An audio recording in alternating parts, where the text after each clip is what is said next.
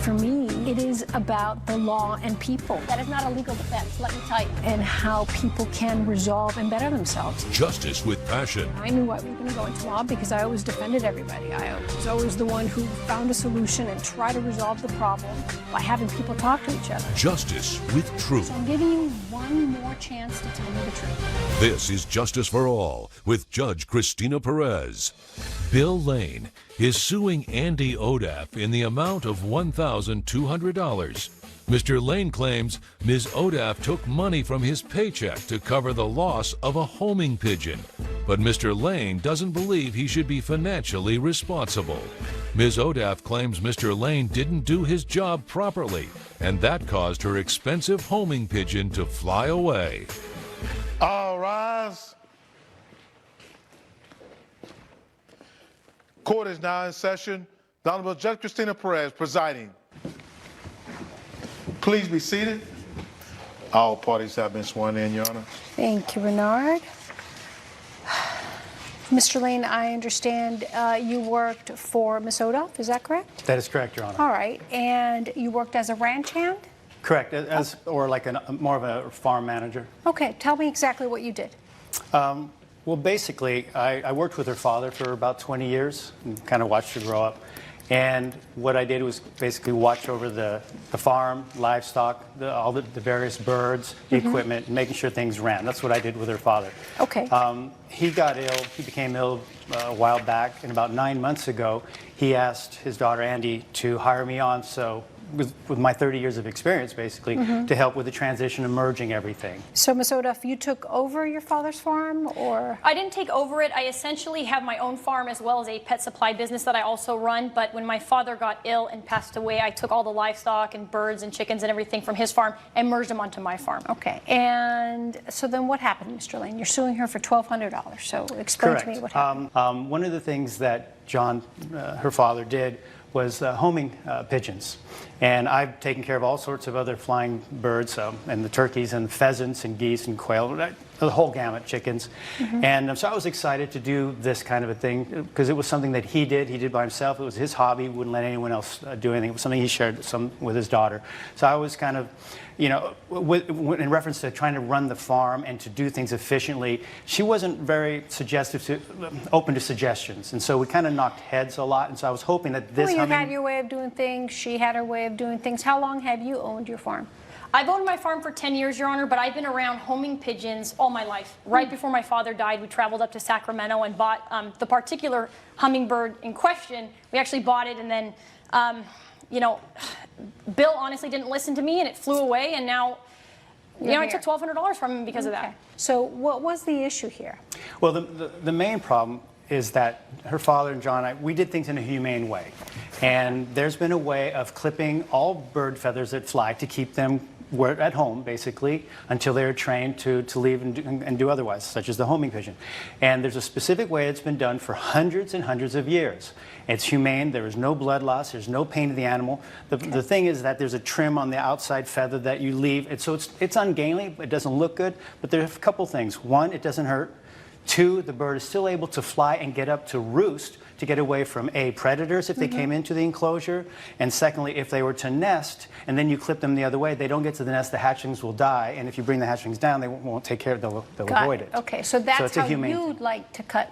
That's how we've always done it in the past. Okay, and what were her instructions to you on how to trim the wings? There's a new way of flavor of the month, if you will, where you actually nip at the quill where it goes into the wing itself. And the problem is that if you don't get it right, it bleeds. And every time that the bird hits the feather until it grows out completely again, actually has to fall out first, it bleeds again and again and again. It'll never heal until it gets pulled out. That's how we've been doing it for the last few years. That's really the modern trend. I mean, there are obviously two different ways to do this. There's the standard method, which I guess Bill was employing while he worked for my father, and then there's the quill method. In my pet stores, I deal with breeders all day long, and they talk about that the quill method is the more accepted method at this point in time. It's not inhumane. It cuts the feathers in such a way where the birds will not fly away. And so, you know, But they Bill- can't even protect themselves. But can they Well, fly high enough to get away from a predator or high enough to go to their babies? Well, Your Honor, what we have is the way the coops are built, we have wood that surrounds the bottom 4 to 5 feet of the coop, so predators aren't even going to get in because the remaining of the coop is covered in chicken Do you wire. have pictures or anything that Yes, I Your can Honor, I see? do. I have pictures of the actual different types of methods for the wings. All right. So then, Mr. Lane, you didn't like this new method or the HIPAA method that she was using. You preferred the standard way that you've been doing this. Well, Is that correct? you know, in deference to her, she is the boss. I started doing it that way, even though it wasn't the way that her father and I done it, or hadn't been done before. Did you know how to do it this new way? The quill She method, showed is me. it? She showed me. I showed him. Did And- you sit down and show him in detail Yes, she how to did. do it? I did, and I explained it to him when I first brought him on that that's how I wanted to do things. But the problem was, that it's twofold. One is that after that, she wasn't involved with it, and I was the one doing it. And when I'm the one holding the bird, and I'm the one snipping right there at the end of the wing, and you see the distress of the bird, and the panic, and everything else, and instead of them coming to you when you come in, because they're clever, they're quite smart, you know, all of them running, it was just very traumatic. Coming up on Justice for All. I opened the door of the coop, and the one in question was right there at the wood at the corner, and didn't see him. So when I opened, he came out behind me and took off. And later, I guess I said that I can't even believe that, you know, I have what it takes to be a Middle Eastern dancer and I'm not even Middle Eastern. Everyone at the table stared at me. It was a very awkward moment. we're back with the case of Bill Lane, who is suing Andy Odaf for $1,200. The other Did thing. you ever experience that, Ms. I never Oda? had that issue. I've had homing pigeons for years, and we've, you know, in the last, like I said, the last few years, I've been cutting them this way. There's been no issue. And There's no harm to these the birds. second part of this has to do with the pet store. Doing it her way, they look more gathered, more trim, more proper. You know, kind of like if you trim the pup, you know, the little dog that you carry in your purse, kind of a thing. But that's not what's good for the bird. The other way, they're a little bit more disheveled looking. Yes, which impacts the ability to sell them in the pet shop. So I think it's more of a thing of that rather than being humane All and right, so doing the then right what happened thing. on this day? Because you're suing her for $1,200. So Right. explain So to me. what happened on that Wednesday was that I opened the door of the coop, and like she says, you know, there's wood around the base for predators, hopefully. But and you go like you shoe them, and you open the door, and they generally go back. And the one in question was right there at the wood at the corner, and didn't see him. So when I opened, he came out behind me and took off. And so what I do, obviously, is I slammed the coop closed. I looked for it, and I said, you know, and the little fellow was gone. Okay. Why did it fly away if the feathers were trimmed properly? They weren't trimmed properly. Did you trim the feathers the way Ms. Odoff told you to trim them? All of them? No. This specific pigeon flew away. This was the pigeon that cost you over $1,200. It was $1,200. It was just very special to me, Your Honor, because this was the last pigeon that my father had bought. We traveled from Lancaster up to Sacramento to get it. We actually named it John after my dad.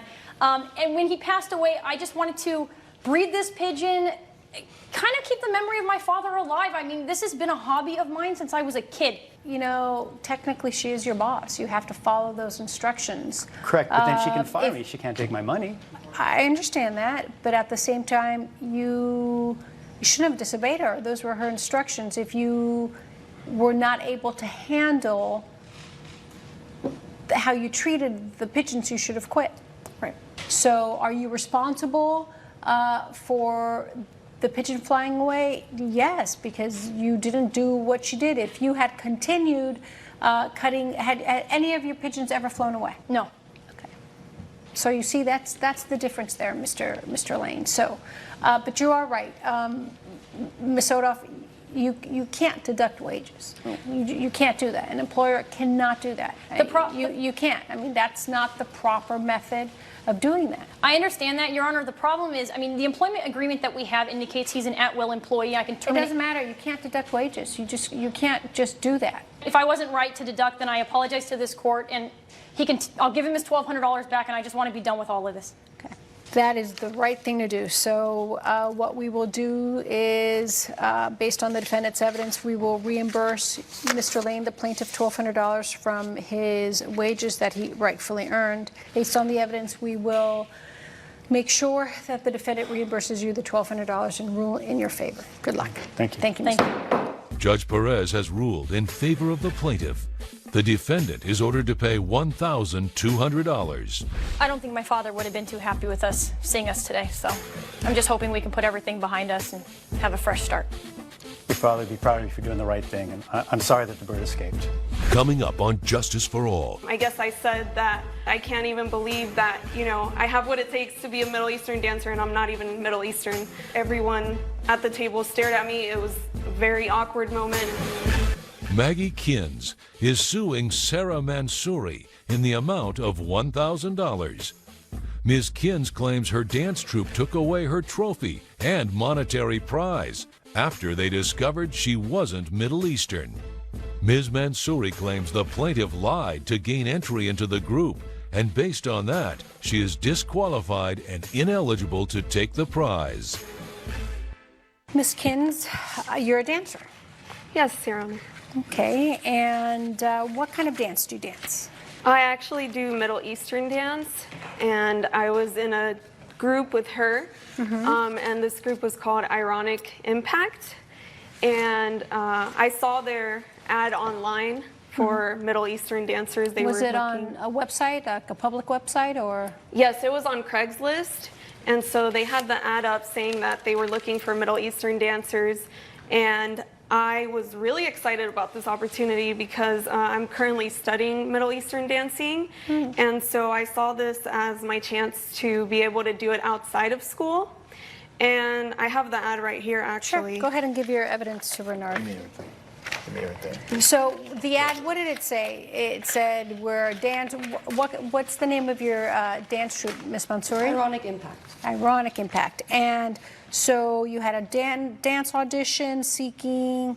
A 10th member to fulfill our group so that we Okay. could compete in the competition that we were Okay. pursuing. So you had an open public audition seeking a dancer for a Middle Eastern dance troupe. Okay, how many people? Serious inquiries only. How many people Well, showed up? currently we had 9, and we were looking to fill a 10th spot to fill a certain bracket.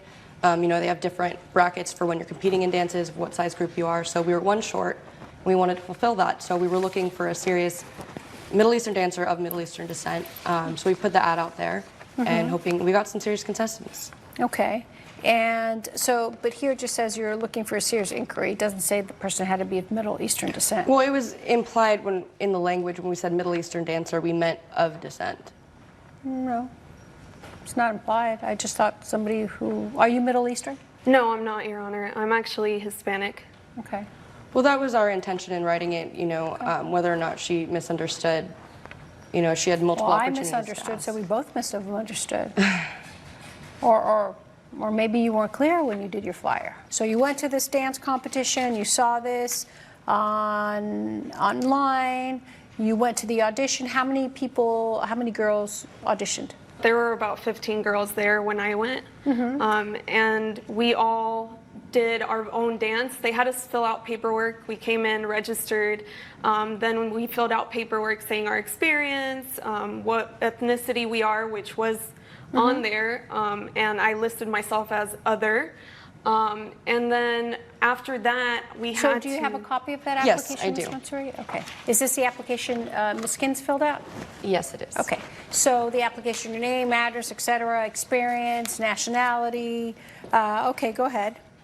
Correct. And so I went ahead and put other on there. Didn't see it as a problem. They do list different Middle Eastern ethnicities on there, but I selected other. And then after that, they had us audition. So we had to show them our choreography. And from there, they eliminated everybody else and ended up picking me. They were completely in love with the dance What that kind I of did. dancer was she? So she was very good at it, of course, which is why we were drawn to her. She was very experienced, with the studying, that she has done. She was the best dancer on that day? Yes, she was. Coming up, I guess I said that I can't even believe that, I have what it takes to be a Middle Eastern dancer and I'm not even Middle Eastern. Everyone at the table stared at me. It was a very awkward moment. closed captioning provided by. We're back with the case of Maggie Kins, who is suing Sarah Mansouri for $1,000. Okay, that's so then fantastic. So you joined the group. Yes, and I was really excited. We ended up rehearsing a lot. There was a competition that was coming up, and so they wanted me to be the 10th member to be able to fill all the spots they need How to be many? able. How long did it take to prepare for this competition? About 2 months. And then what happened, Ms. Kins? We went to the competition, which was down in San Diego, and when we were there, we actually did great. It was down to solos, and I was chosen as the person to... Why was she chosen as the person to do the solo? Well, we all choreographed dances, and we all participate in that. And once she had joined, she did put a lot of work towards creating a solo dance. And as a group, we all agreed that it was the right dance. And we thought, if Was we she were the best solo dance? clearly we won. So So then what did you win, and what did the troupe win? So I won a $1,000 scholarship, and Wow, we good won for the you. trophy for the group. So after we had won the entire competition, we went to dinner. We had the trophy on the table and the check as well.